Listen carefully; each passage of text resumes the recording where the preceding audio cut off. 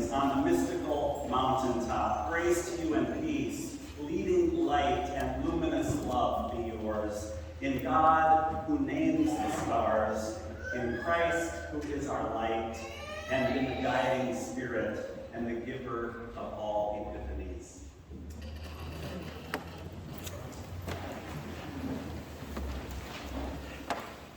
Thanks, first of all, to our supplemental musicians today, leading in worship, Alexander and Phil Blasi on strings and Monty Scott on brass. It's great to be joined by you today.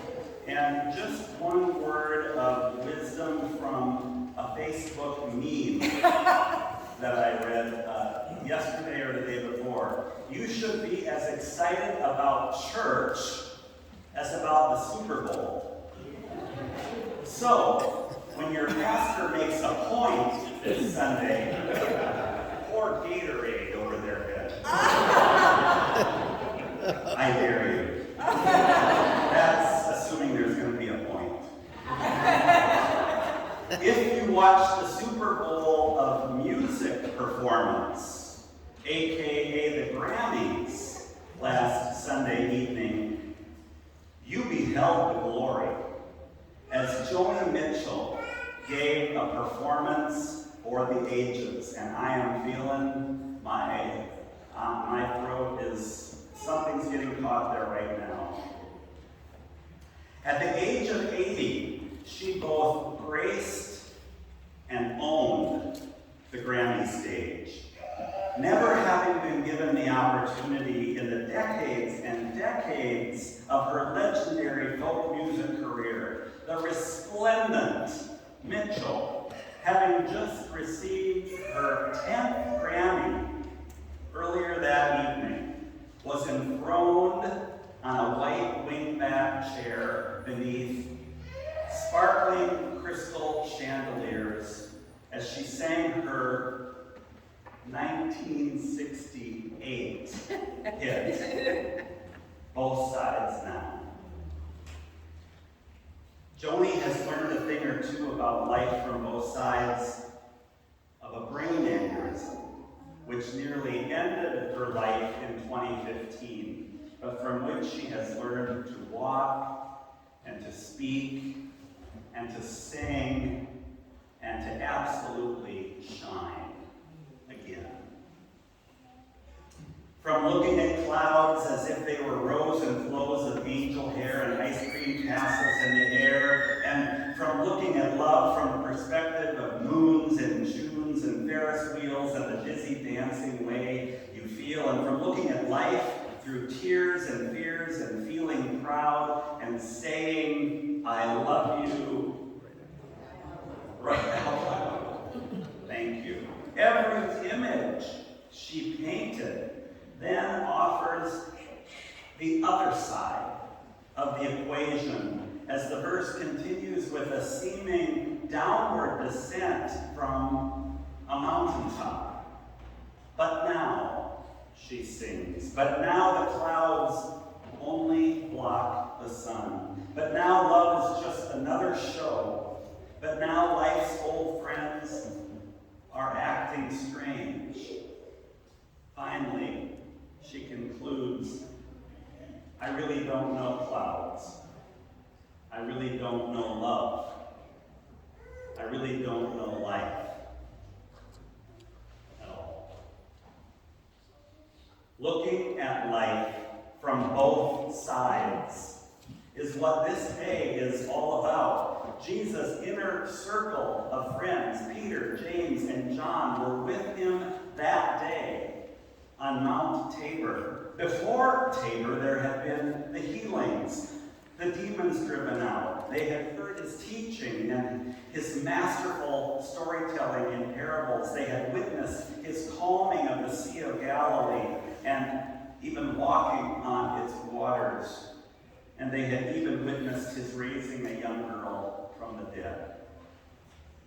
But as if all that weren't enough, then they went to the mountaintop, to the pinnacle of Mount Tabor, and this dazzling resplendent, mystical, trans moment occurs.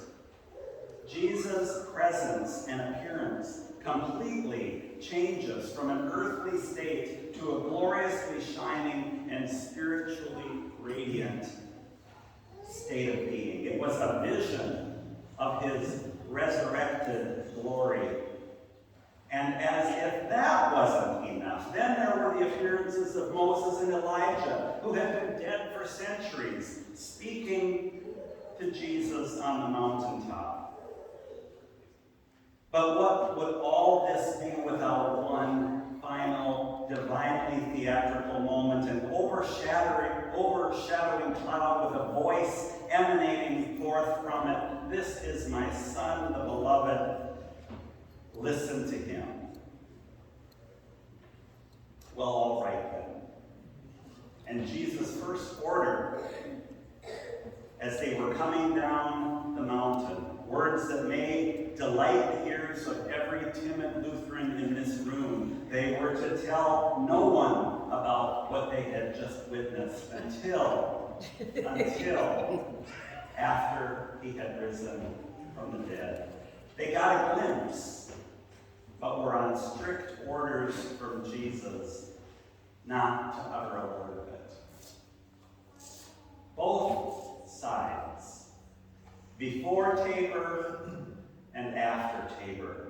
With Joni, they might sing, I've looked at clouds from both sides now, from up and down, and still somehow it's clouds, illusions, I recall.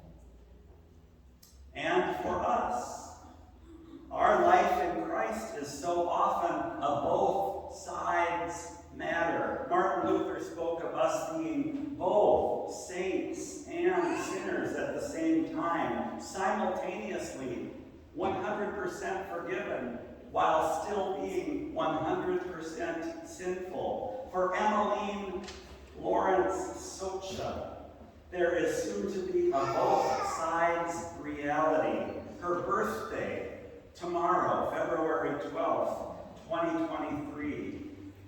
And her rebirth day, this very day, day 365, February 11th, 2024, one day before her first birthday.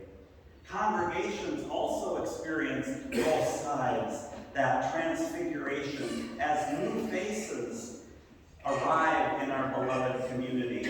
And so today, the face of this congregation is transfigured by the appearance of Kelly and Andrew and our joint mountaintop this day.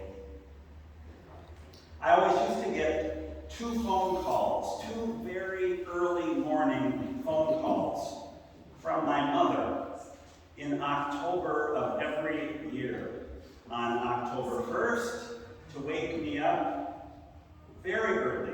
It's 2 hours later in Minnesota, and somehow on the 1st of October, she would always forget the time difference, to sing happy birthday. And then 3 weeks later, on the 22nd of October, to wish me a happy rebirth day in celebration of baptism. And while those phone calls stopped 3 years ago, I now realize that the communion of saints continues on both sides of this table. We here on this earthly side, and all of our beloved departed who shine in glory on the other side. The church in heaven, and the church on earth.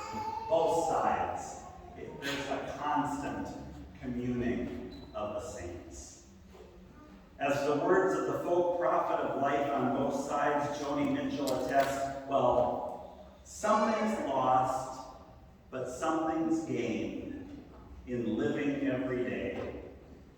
Martin Luther reminds us that the daily life of a Christian is to return again and again to the very font where we're headed in just a few minutes with Emmeline, where there our old Adam and our old Eve is daily drowned, and where we are constantly being raised again and again and again to new life. Beloved, beginning this Wednesday, we will spend the next 40 days being renewed in this both sides world of our life together in Christ. Birth and rebirth, saint and sinner, on earth as it is in heaven, death and resurrection. On both sides of the mountaintop, there are valleys, there are plains, there are the low places in life where God in Christ will always come and will always call you by your name and will call you beloved, will take you by the hand and will walk with you every step of your earthly journey. So go ahead though, linger a little bit longer in the higher elevations today, but then journey with Jesus down the mountain in any direction, because there you will find him on both sides, within